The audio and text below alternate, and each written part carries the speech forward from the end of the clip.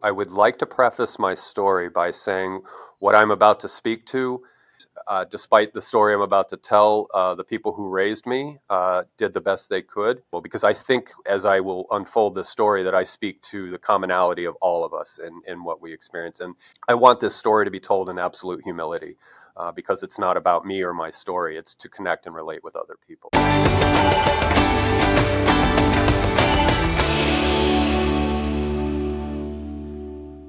Hello and welcome to yet another episode on the Stretch Street podcast. This is the energetic EJ, and you already know what I'm going to say. Yes, I am delighted to be here again today with another episode and with another guest on the show. And today I have a special guest. Of course, all my guests are special. Today, I have Justin McSweeny on the show, all the way from Florida. Yeah, state of Florida. Yeah. We're going to get to meet my guest today, and we're going to go through a journey into his story and, some of the very significant life lessons that life has delivered to him through this challenging situations or stories, so to say. So please pay attention. Don't go anywhere. If this is your first time on this podcast channel, whether you're watching or listening, please do well to subscribe, turn on notifications so that you are alerted every time we put out a new content. Hello, Justin. How are you today? Hello, Ajiro. I'm doing very well, thank you. Awesome. And by the way, guys, Justin here is also a podcaster. So, yay! This and I was once a guest on his show, and so I'm super delighted to be the host today, and I'm looking forward to a very interesting conversation. He is the host of IdeaCast. So basically, it's an interview series where he really just, talks to different people across the world and yeah, tell me a little bit about yourself. Not me, tell us, my audience. Who is Justin? What is something that when they think about you, you want them to remember? Like if you forget anything I say today, remember this about me. People might end up remembering me because I have a very strange sense of humor and I tend to laugh at just about everything. So, but humor is what's kept me going all these years. So, You and I alike. yeah, it's my alchemical tool in my toolbox that keeps me going. So, I love but it. I do feel very welcomed here. You and I, as you mentioned, had another conversation, and in this dialogue, I will have to refrain from asking you questions, and I have to play the guest this time. So, but I very much enjoyed our conversation I when I did was too. hosting you. Yeah, we opened up some good space together, and I found out a lot about you, as did my audience, and so I'm appreciative of that. And I think we're going to recreate that synergy in this conversation as well. And Absolutely. yeah, Absolutely. Okay, so we're just having, and we want to get to meet who Justin is. And I know you have a series of, would I call them life, challenges? hmm And that you have just, been able to flow through, not like flow with the ease, no. I know like they're really challenging, but it has really made you the person you are, the kind of thinker you are, the kind of I think your philosophy or your view of life is a little bit is not one we come by every day. I remember, when we have these conversations, the way you look at things, the way you believe now, the things you believe now, and these are all, out of the life experiences that you've had. So just take us through a little bit of your story, your background, where you're coming from, and then, tell us, this story of yours. I'd be happy to do that. And I would like to preface my story by saying what I'm about to speak to is I consider myself to have led a very blessed and fortunate life. I've lived a good life. I've never had to worry too much about where food is coming from. I've always had good shelter. And despite the story I'm about to tell, the people who raised me did the best they could.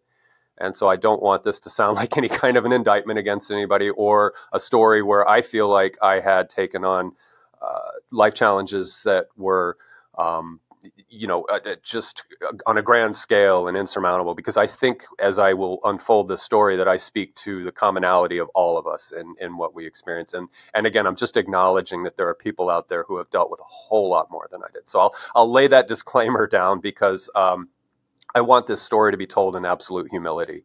Because it's not about me or my story; it's to connect and relate with other people. So, anyway, having laid down my disclaimer, I will say that much like my generation, I was representative of people of I am a representative of that generation in that my family life was very dysfunctional in childhood.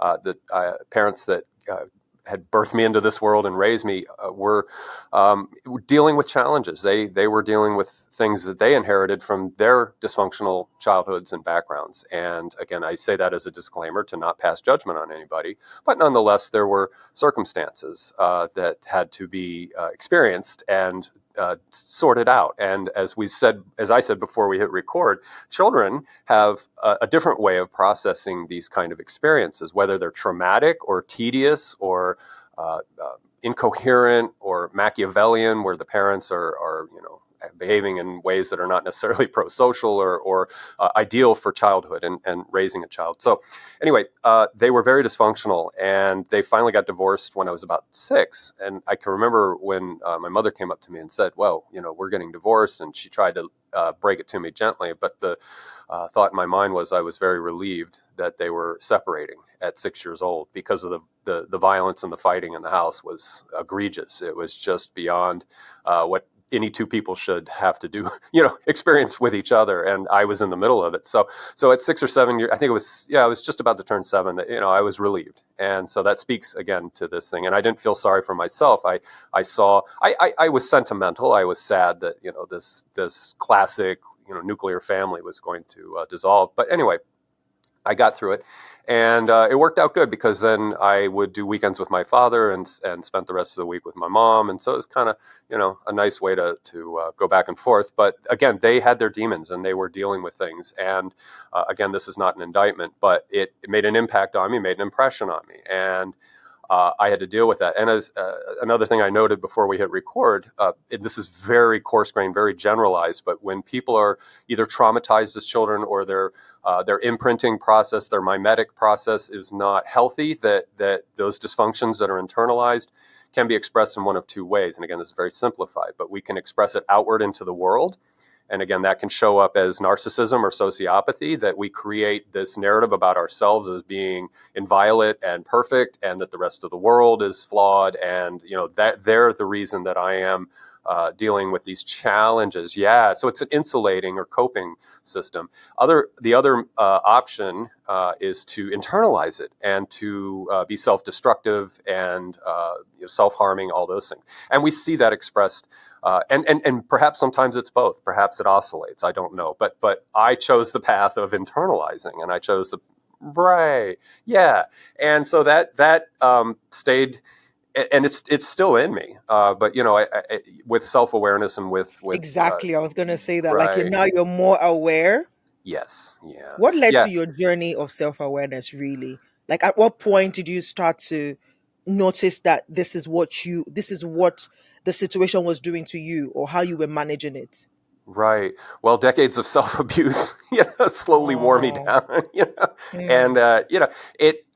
I was functional, and I was capable of navigating life experience as normally as could be imagined. But also, so it was a duality. There was also this internal uh, shadow or darkness or anger or whatever you want to call it, and it again manifested as self-destructive behavior when I needed to vent something, or it needed to like the young would call it shadow work. When you need to let the demons out for a little while, it would usually not end well for me, because I would do something stupid or harmful to myself. So, and Wow. I as I matured as into adulthood, it managed itself, and I learned other coping means. But It it was a managed itself. Can you unpack that? How so?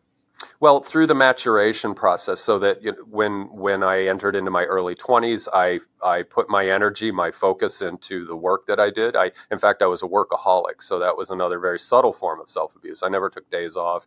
I worked continuously as a means. Mm. The pretext was that I was ambitious and making the money that I could, given my skill sets in life. And but it was just a means, probably either of escaping or processing that dark energy, that Right. stuff that was never resolved, as per what I onboarded as a child. And again, maturity tempered that to an extent, but it was still there. And I owned a couple of businesses, and they had varying degrees of success. None of them failed, but they all had varying degrees of success. And but I would very harshly judge myself for Mm, anything, whether it was not, whether it was something I did or not. So I was very, very very self-judgmental and critical. Hmm. self-critical, yeah, and unforgiving. I didn't treat others that way. Unfortunately, that's the thing about the pure internalizer. The Yeah, internalizing thing. yeah, Ah, I I see. rarely. I could be very confrontational and aggressive with people I didn't like or have respect for, and that's something that was a fault of one of my shadowy things that I'm not proud of. But hey, I never got into Mm. all out fist fights, but I'm sure I annoyed a bunch of people because I can be very very aggressive and very very confrontational when I was younger. Mm. I've mitigated that for the most part now.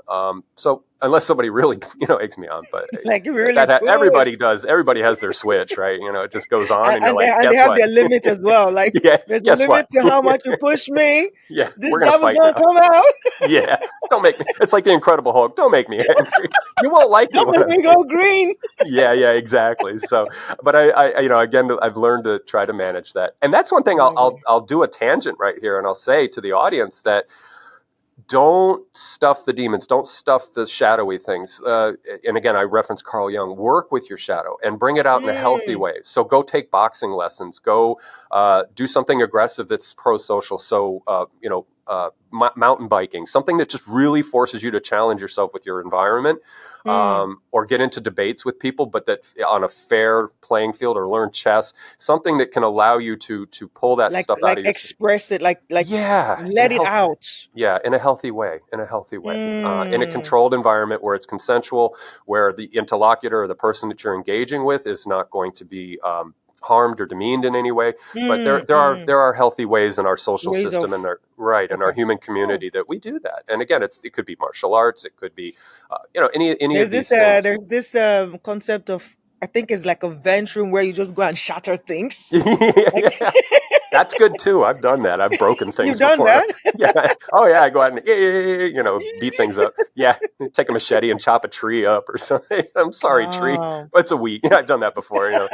We have weeds here in Florida, invasive plants. I'm like, "Arr," and I just chop it up, and then I feel better Mm, because it's a weed. mm. So, but So as that's I long don't so advocate that. when you refer to the healthy way of not letting the shadows in or letting it out is the criteria is as long as it's not affecting any other person, as long as it's not harmful to any other person and even yourself. Is Yeah, that so correct?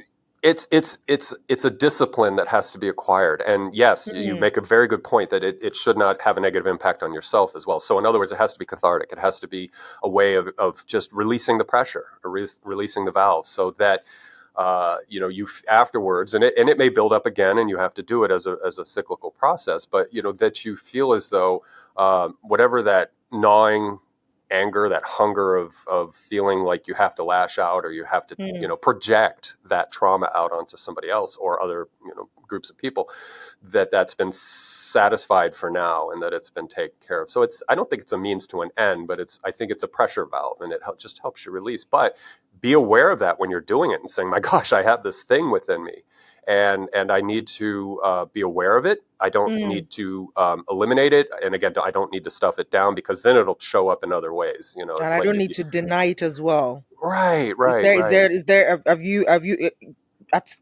at any point did you deny that it was there or did you call it something else or try to like separate yourself from it? I could be fooling myself, but I think I was pretty aware of it most of the time, because it was Mm, so palpable, and I wasn't proud of it, but mm, I wasn't deeply ashamed of it either. So I think, for my instance, I was in a relationship with it that I was aware of was going on. So I was not mm. doing something and then thinking, well, why are What they just reacting happened? this way? Yeah, what happened? And why are people Mm, mad at me? Why are you mad at me? That kind of thing. I know. Yeah, it's like I know where that came from, because again, I right. grew up in a very shadowy environment, and again, all things considered, it wasn't as bad as a lot of people have had to deal with, but it was still enough for me. And so that all culminated into my mid to late 30s. It got really bad, and it was very dark, and I had a brain injury at 41, and it was related to a toxic environment. Go figure.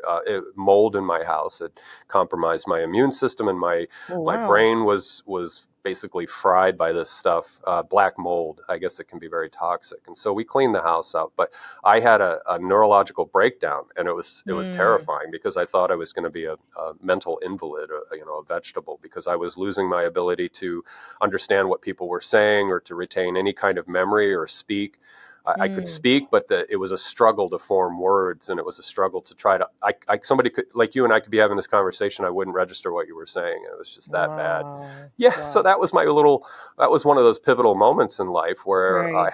I had choices to make, and some of those choices were already made for me by this thing that happened. And I very much appreciated the irony and the symbolism of I was leading a dark, toxic life. I was very much polluted by this self-loathing and this anger that was going on, and Mm, that coincided perfectly with, or correlated perfectly with, what happened to me physically in the physical right. environment. Hmm. And so that was a years long recovery process. And one thing that came out of that I'm very grateful for is, prior to this experience, I very much loved horticulture and botany. So I would just fill my head with all this botany stuff and horticulture and all that. And a lot of that went out the window when I got sick. But I was able to rehabilitate myself in my property here in Florida, in my yard. I had at the time like 115 species of palms. So I would go out Of after this, palms. palm trees, yeah. And after this, yeah, I collect rare palms. I'm an interesting How cat. large is your yard? It's not that big. That's the funny thing. My neighbor's probably like, "What the heck is he doing? He's putting another one in. He's already got 114. What You is he building doing a with this?" forest? Yeah, right. I want to hide in the woods. Yeah. Nobody can find me. Uh, no, I have a very obsessive personality. So when I do something, I overdo it, and Over. and I can pin that for now because I've used that. I've harnessed that. It's like a horse I've tamed, right? But so I'll pin that for Mm. later. But anyway, I had this collection, and I would go out and so they call it aphasia when you can't remember a name or a word. And I would look at the tree and I'd say, because I used to know all the botany names for all of them, and I'd look at the tree and I'd be like, okay.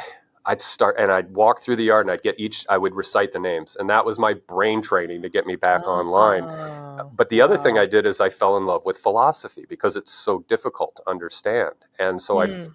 it took a couple of years, but I picked a couple of philosophers to try to understand, and it was tedious and it was horrifyingly difficult at first because, again, it's difficult to begin with, and then I had this brain injury. So I really forced myself through that.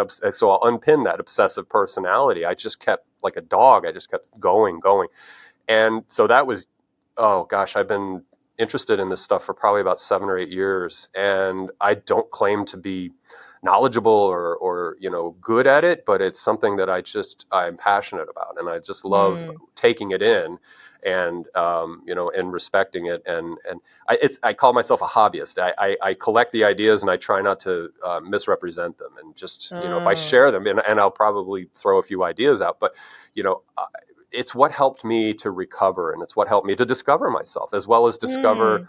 ways of looking at the world that I had never done before. Before. Yeah, Wow. yeah. And on So it that was a journey, were you self recovering, or did you have help? Like, was it like a process with help from external help? I mean.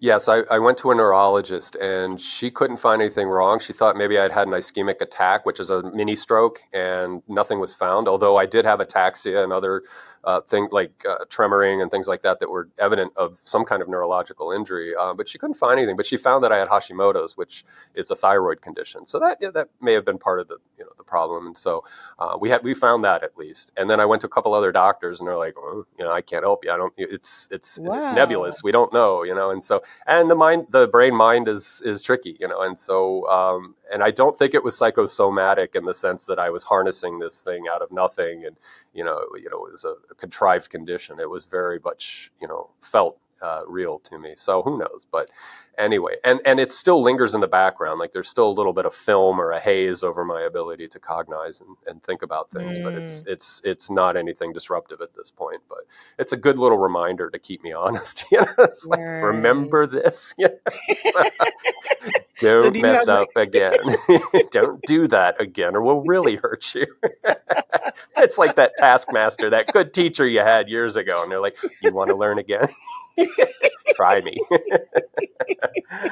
Oh, so yeah, there were these points in my lifeline that were what a lot of people would call a dark night. I just call them opportunities, and I can do that in hindsight. At the mm, time, I was like, "Oh my God, what the heck is going on here?" And why right. me? Why me? All this kind of stuff. And but now in hindsight, I call them. They were my masters that showed up to teach me a valuable lesson and to humiliate Hmm. me. And when I say humiliate me, I use that in the old sense of the word, which means to ground you, to reattach you to something that is solid and reliable. So they were all blessings. They were all very much blessings, and Wow. and I owe a debt to them. I don't want to ever repeat them, and I wouldn't wish them on anybody. But yeah, it's like Right. they showed up for me, and it changed my trajectory of my life.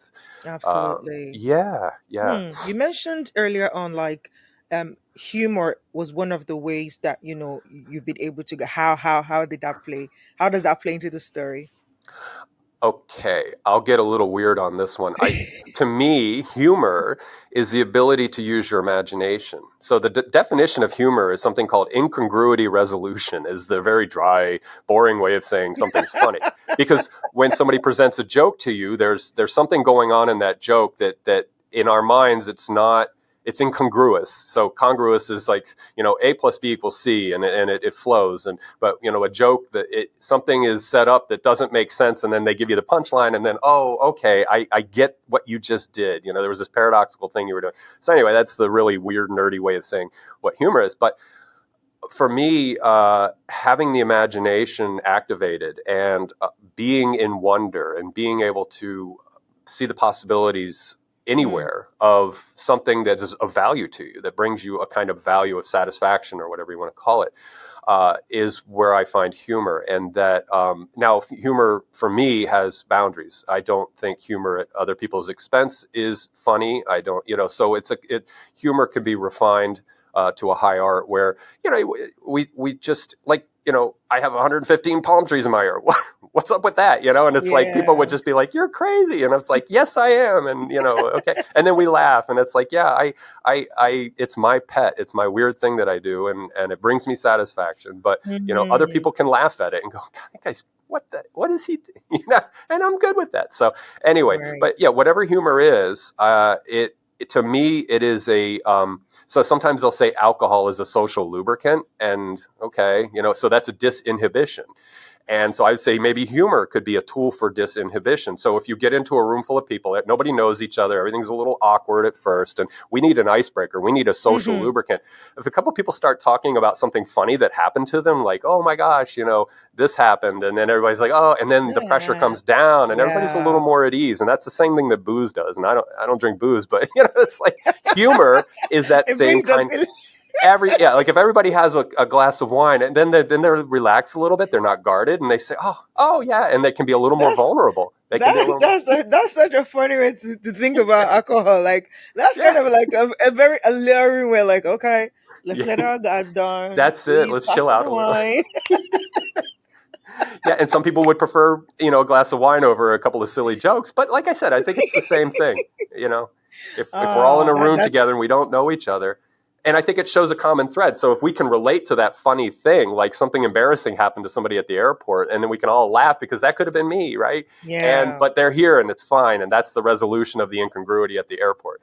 And so that I think is a tool in your toolbox if you can have a good sense of humor and if you can laugh at things that may be at your expense or may be at the Mm, expense of something you did that you can learn from, then that helps you with learning because then you can say, yeah. oh, I can't take myself too seriously. I can't take that issue or situation or my relationship with somebody so seriously that I have to be Right. offended and upset and hurt. Now, again, I say that with all the necessary caveats that humor should not be used, weaponized to Mm, denigrate up, and marginalize people. That's not what it's yeah. about. Absolutely. Yeah, that's a Absolutely. that's a So it's antisocial more it's kind more of like healthy humor. right that we At can the end of relate the day, to. yeah, Yeah, yeah, everything yeah, has the healthy and then the dangerous part. So right, the right. the, the Shadow and job light, here for shadow and light. yeah, the job here for all of us is just to try as much as we can to ensure that the scale is more to the healthy part Yeah. than, the destructive part of things. Hmm. Fantastic. So if you were to highlight one, two, three, or a couple of really, you know, um significant life lessons for you personally, that this journey, I mean, like, again, I don't, I find it like, I don't know what it is that like brought you to this point where you are almost like you are able to objectify yourself, like you're able to look at the situation objectively. Hmm. And having, I don't know, maybe this came from having spent years and years, just imploding. Now you understand, like, you know what, I can let it go and see the situation for what they are. Hmm. Because it began with your disclaimer. Like, whatever I'm sharing here today, I'm not sharing it so that you can feel pity for me. No. I Hmm. know that these things happened, but at the same time, I'm not sharing it so that so that I can demonize those around me with what happened, or even at the slightest, opportunity, lay a blame game or play the Hmm. blame game. But I'm just saying these things happened. These are the result of the things that happened. And these were the way that I was able to deal with it.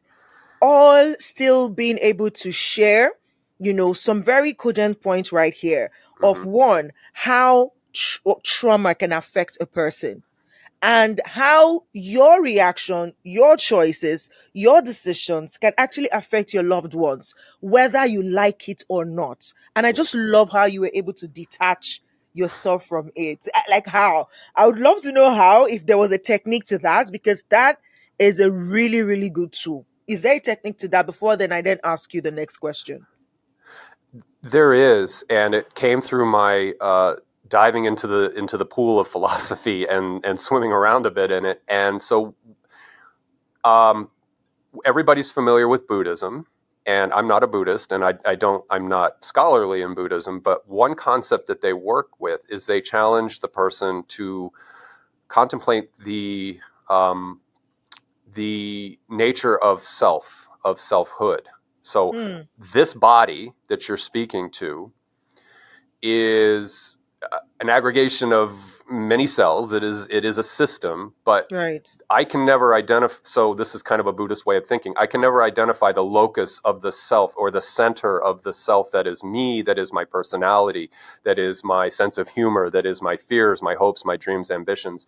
Right. That is the me that solves problems. There is no way to really find that aspect of the being person, this physical person. So what they're inviting you to do in that sense is to deconstruct yourself in a healthy way, so that the strong attachment to the identity of self, that is your personality, your character, your hopes, your dreams, your ambitions, can be relensed or reperspectivized, Hmm. perspectively known, I guess is a way to say it. And it's an opportunity to go into a mode of inquiry about, well, who am I? Hmm. And what am I made of in the non-physical sense? What am I made of in the mental space, in the psycho-emotional space? And it's never meant to produce answers. It's mostly that it's the inquiry process that's important. And I've done that again obsessively, and I've come to the conclusion that although I have an ego, I have personality, I have my faults and my good characteristics, that at the end of the day I can't take any of it very seriously, because it is a story that's been built up over 54 years.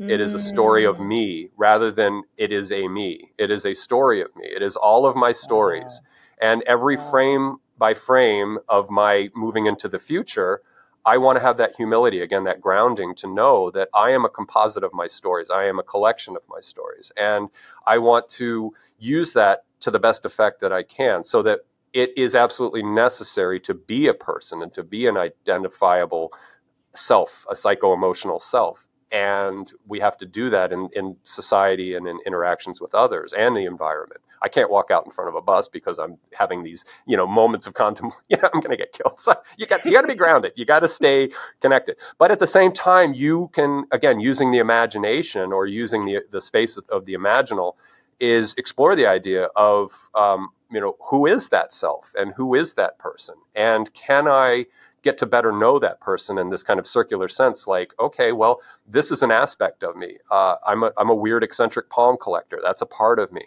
Where did that come from? Well, I have a love for nature. I love plants. I love, so we can use that tool to understand know thyself, right? Know ourselves better, and what came to make me as the non-physical person, as the emotional person, as the person that feels Mm. and makes decisions and things like that. Wow. So I'm not saying that out of any kind of like I've accomplished something. It's more that it's just a simple tool that keeps me again grounded in the sense that I could still be obnoxious, I can still be arrogant, I can still have opinions and ideas, but when I catch myself at my better moments in life, I can say I am so utterly insignificant, and I am so utterly um, capable of doing flawed things that I have to be aware of that, and that helps me to interact with other people on a more honest and good faith And more empathetic. perspective. Yeah. So I Yeah. have my moments where I'm not that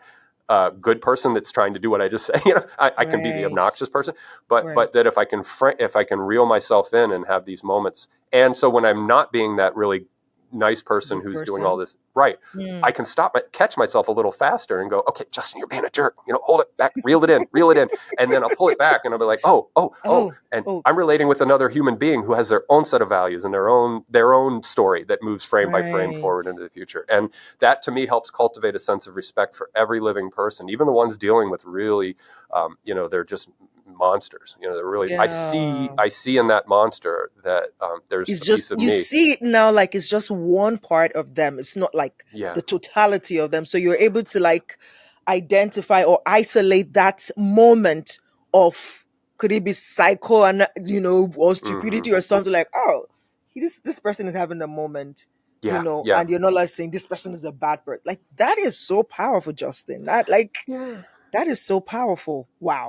And you see the suffering in them, and then in that suffering you can elicit an empathy. So there's two types of empathy. There's intellectual empathy, to recognize, to say that person's malignant, they're antisocial, they're somebody commits a crime and kills somebody or hurts somebody, but there's a backstory to that, and they need to account for what they did, but nonetheless just demonizing them and turning them into monsters, it won't allow for that ability for all of us as a collective, as a human species or a race or however you want to call it, to ask questions about how do we mitigate that? How do we stop that from happening? How do we raise our children differently, or how do we set up environments where the children aren't going to turn into those products? So rather than just saying, Right. well, that person was a bad seed, let's throw them in prison, they can rot, and put them to death or whatever. And Mm. they need to go and go to prison if they've done something violent or That terrible. bad, yeah, but we need Right. to still know what Look led to into it. it, the Yeah. things, the thoughts behind it, the emotions behind it, so that we're able to Yeah. then guard the society generally, so we don't have Yeah. a repetition of that all the time. That is so That's fantastic. Yeah, and to sum that up, it's more proactive than reactive. So we have to be reactive. We have to say, well, you committed a crime. Guess what? You're going to prison, or you're whatever. And then the proactive retrospect on that is to say, how can we help people raise their children better? How can So we can that they set up don't the get to this conditions point. in our society that can help these children not turn into monsters? Because very Hmm. few monsters are born. There are people with psychopathy that are in the antisocial spectrum of psychopathy. They are going to go out and cut people up and do bad things from birth. But they're a very, very small segment of the population. Psychopathy Right. is a fair, there are a lot of pro-social psychopathy people in the world, like psychopaths, but they end up doing good things. They become lawyers, they become surgeons, they become, military people, and they can turn it off and on. But so I always joke, it's like if I hire an attorney, I want a psychopath, I want a sociopath, but that they have pro-social skills, that they're doing that for the betterment, or a surgeon, that somebody that can cut me open and not flinch and just do what they need to do. And so I'm being a little Hmm. dramatic, but I think this is to speak to the idea that there is pro-social and antisocial, and the Right. antisocial is conditioned typically. And again, there are that percentage of our population that are just That's just. monsters, absolute monsters. But the rest of it, Hmm. we may have some, You can learn and unlearn. yeah, we may have some influence on that. And Hmm, so yeah. that's deep. That's deep. So what are some life lessons that you can share with us on your journey that these are things that you have learned, and it's like these are the things I've learned. You can maybe gain some inspiration from that, as if you're listening to this podcast. So again, I'll dip into the philosophy thing that I've been talking about, and I think one thing in particular that might be interesting is to speak to something from Christian scholasticism. And I'm not a practicing Christian, but I find Christian faith to have valuable tools for human navigation of experience and navigation of relation with others. And one thing that I've taken from early scholasticism, I think, or early Christianity, was there were two schools that worked on the idea of knowing God. And the idea of knowing God can be done through cataphasis, by defining God as whatever you would choose to define God as being. And some people would say, well, God is a man, God is this, God is that. But the apophatics would turn around and say, um, I know not what I'm engaged with. I only know when I'm in the presence of the divine. It is a somatic response. I feel it. I feel the divinity relating with me. I feel that passing through me. So I take that out of theology a little bit, and I say, in life itself, when I'm relating to other people, I want to have that kind of curiosity, and in the Greek form it would be called skepticism. It is inquiry. And so in modern times we look at skepticism like people who say, oh well, it's all bullet, it's rubbish, I can prove everything through science. That's sort of a modern take. But there is an ancient form of skepticism that I find to be more valuable, and that is to say, I cannot truly know something, but I can always ask. And I don't necessarily want to rest on any answer. I want to take that answer and use it to ask more questions. And so Mm. apophasis, in a way, is to humble yourself again, to say, I know not what I'm dealing with, but I know when it feels like I'm in a flow, either with some work that I'm doing or relating with a person. So, and flow state is obviously very popular in modern culture. It's something people aspire to. And it's when you sort of let go of the register of control, and you just move, like you and I are in conversation, we move into a flow state where we're just going Right. back and forth, sharing ideas and thoughts. And so to me, apophasis enables that, to let go of beliefs and presuppositions about anything, Mm. and just be curious, and know that when I enter into a conversation with somebody, or if I enter into a task with something, that I let go of any in science they call it Preconception. epoche. Yes, a scientist Mm. has to let go. So a good example is if an anthropologist goes to Micronesia and to New Guinea, and they study relatively uncontacted tribal people there. If they are a Methodist from the United States, they don't go there and say, well, these savages have not been, given the gift of Western culture and technology and all these things, and they need to be brought up into the, that if you practice epoche or apophasis, you let that go on the airplane ride, and you Mm. arrive in New Guinea and you say, I am a fellow human being. These are fellow human beings. I want to know what they're No doing. I want what. to learn, and I don't Mm. want any preconceived notions of what they're doing. So I will check my faith at the door and say, these people are doing what they're doing. And this way you extract better information from them. You don't impose upon them, and they will teach you valuable things, because even if they're a quote unquote primitive culture, they're doing things that our modern culture is really not good at. And you Right. can't scale that. Like, we can't scale a tribe of 300-400 people to billions of people.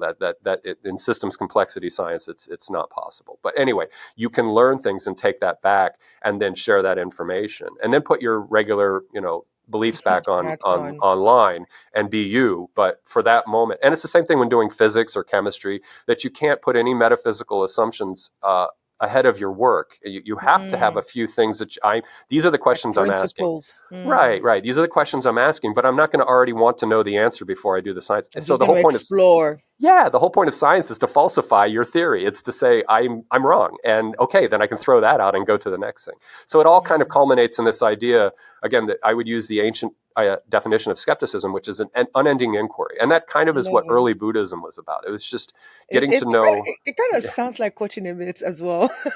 It sounds like what? Coaching. Oh yeah, yeah. No, 100%, 100%. Because Yeah, coaching is, because yeah, that's the yeah, bed of it. Like, it's not, there is no answer, there's yeah, no right, there's no preconception. We're just going, and then together as the coach and the coachee, we're going to find a solution. yeah, And it's more like the solution is already embedded in the person. yeah. You as a coach, you're just using the curiosity as a tool to help them see it. And they're like, oh, I didn't think about that before. Yeah, that's a I good love it. coach. And I I love always it. say that coaching is Socratic inquiry. Socrates, when he would debate people, he never made declarative statements. He would just ask question after question after question until the person proved themselves wrong. Or in the case You're of a right. coaching client, they pull the answer out of themselves because they're the only one that knows the answer to what might seem like an insoluble Absolutely. question. They come to you and they're like, I can't do this or I can't figure this out. And you're like, if you're good Can at you? coaching, you'll question, question, question. I got new information, question, question. So, Love it, love it. I'm yeah. just like, ooh, that's Oh, that's yeah. that's my new love. That's it right Hmm. there. Well, not to sound critical of Western culture, but I am critical of Western culture. One thing we've lost in Western, so I'll say European and American thinking, is the idea of extracting knowledge in ways that are not to now speak against science a little bit in that sort of propositional way where everything is can be defined by equations or there's an absolute hard truth. Mm, And we have to open up more in the West, and we have to understand that things that may seem paradoxical or things that may seem to be in deep contention with each other are actually on a spectrum. They can oscillate back and forth, and that there is vagary in the middle. So it's that middle way, the middle ground of knowing. And so knowing can be, again, propositional, like a hard, A plus B equals C, and that's it. It's irrefutable, and I will fight you to the death to prove my point. Whereas there are other ways of knowing, which there's a perspectival knowing where you can say, well, I want to listen to your perspective, and then together we're going to synthesize something new and move that, and then we'll both have that perspective. Or there's participatory knowing where we're going to share information and learn from each other, and then again synthesize something out of that. And then there's participatory knowing, or did I say that already? What's the other? Oh, yeah. procedural knowing. Procedural knowing was the one I was trying to pull out. And Mm, procedural is what's the right way to understand and learn something. So again, Western culture is very much enmeshed in intelligence, but that's it. And so we have to have a little wisdom in that intelligence, and that again is what mm. philosophy is. I joke that intelligence in the West is like building a sports car. 1,000 horsepower engine, best tires on the market, can go 0 to 60 in 2.5 seconds, right? But they didn't put a steering wheel or brakes on it. It can just go 300 miles an Mm. hour, but there's no steering wheel or brakes. And so the 1,000 horsepower engine is intelligence, and the steering and the brakes is wisdom, or prudence or discretion or participatory, like sharing ideas and not being rigid and locked into what you think is right. If that's a good metaphor, it's like building a race car without brakes or steering. In Think steering. about it. Do you Wow. really want to hit the gas on that thing? No. And that's where we find ourselves in the West. Is we're all about intelligence. We're all about technology. We're all about solving problems through hard facts and all this and that. But there are more subtle ways, I think, to suss out, To to refine, just mm, like coaching, mm. to extract. So I'm Right. on a bit of a tangent with that, but I think it's yeah, You are, it's but I mean, it's been a fantastic conversation, and I well, really want to thanks. say thank you for just being so fluid, with the things that you've shared, and for sharing your story as well, and for just the best part for me. I don't know about you guys. If you're listening, let me know. If you're watching, let me know in the comments, or send me a message. What was the best part of this conversation for you? Because for me, it's just that ability to kind of have like an aerial view of what is, and be aware of what is, and taking on the responsibility to say, okay, I'm aware of what is, and in the parts where I have control, I'm going to try my best to say that, I'm doing what I can to manage the situation in such a way that is not harmful either to me or to those around me. And I think that is such a great skill that you have mastered. Maybe not mastered, but like you're really good at it. And I love how, you were able to put this conversation together. And it's such a beautiful thing to be a part of. So thank you so much, Justin, for coming on the show and for sharing.